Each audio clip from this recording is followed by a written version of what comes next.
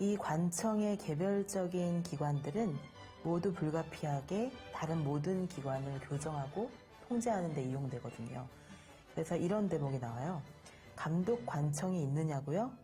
있느니 감독 관청들 뿐이죠. 그러니까 모든 것들이 사실 감독 관청이라는 거예요. 감독 관청이 따로 있는 게 아니라 사람들 하나하나가, 예, 그리고 장소들 하나하나가 다 감독 관청이라는 거예요. 어떻게 보면 카프카의 성의 좀 더 미래사회적인 버전이 조지 오웰의 1984라고도 할 수 있을 것 같아요.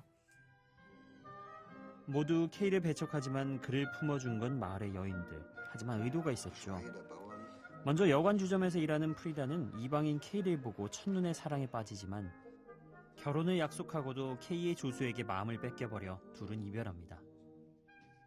또 마을 사람들에게 따돌림을 당하던 아말리아는 가족의 명예회복을 위해 K에게 접근하죠. 마지막으로 애인에게 버려진 K를 감싸며 손 내밀어준 페피 역시 신분 상승을 꿈꾸며 K에게 다가간 것이죠. K에게 친절하게 접근하는 사람들이 있는데요. 네. 바로 마을의 여인들입니다. 다양한 여성상을 보여주고, 그리고 카프카가 실제로 겪었던 그 연애, 약혼 이런 것과도 아마 조금은 관련이 있지 않을까. 그래서 카프카의 경우는 사랑은 정말 줄기차게 하는데 결혼은 하질 못해요. 또 이 여인들 스스로가 느끼는 K에 대한 매혹은 그냥 단지 신분 상승을 위한 것에 그치는 것이 아니라 다른 세계를 엿보고 싶은 자유를 향한 갈망이라고도 볼 수 있어요. 성을 벗어나 본 적이 없는 사람들이잖아요. K는 성에 진입하기 위해서 여러 가지 방법을 시도를 하지만 소설의 말미까지 결국 성에 들어가지 못합니다. 이걸 보면은 성이 실제로 존재는 하나 이런 의심도 들더라고요. 네. 그러니까 성이라는 것이 정말 물리적으로 진입하지 못하는 그런 그 도달 불가능한 어떤 목표의 상징이 되어버린 거죠. 그런데 이 사람들은 자기 자신에게 제대로 질문하는 사람이 별로 없어요. 그러니까 성이 과연 그렇게 우리를 억압하고 통제하는 것이 과연 옳은 것일까? 그게 잘못이 아닐까? 그 틈새를 만드는 인물이 바로 K이고, 그래서 어떻게 보면 소설이 미완으로 끝난 것이 더 성에 어울리는 결말이었을지도 모른다는 생각이 들어요. 그 틈새를 우리 가슴에 낸 거죠. K는 그 자체가 이 거대한 성을 향해 던지는 어떤 뜨거운 질문이 아닐까, 그런 생각을 해보게 돼요.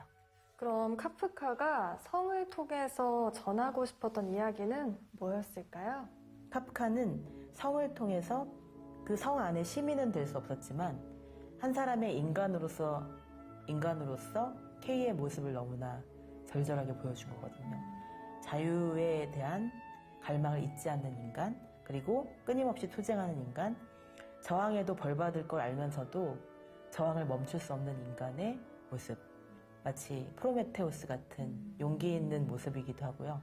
21세기의 어떤 현대인의 고독과 소외, 난민의 문제, 디아스포라의 문제, 이런 것들을 생각하면서 읽는다면 카프카의 성이 그 진입장벽 앞에 가로막힌 사람들, 너무나 외롭고 소외된 사람들에게 어떤 의미에서는 용기를 주고 열쇠를 전해주는 그런 작품이 아닐까. 그래서 절망적이지만은 않은 것 같아요.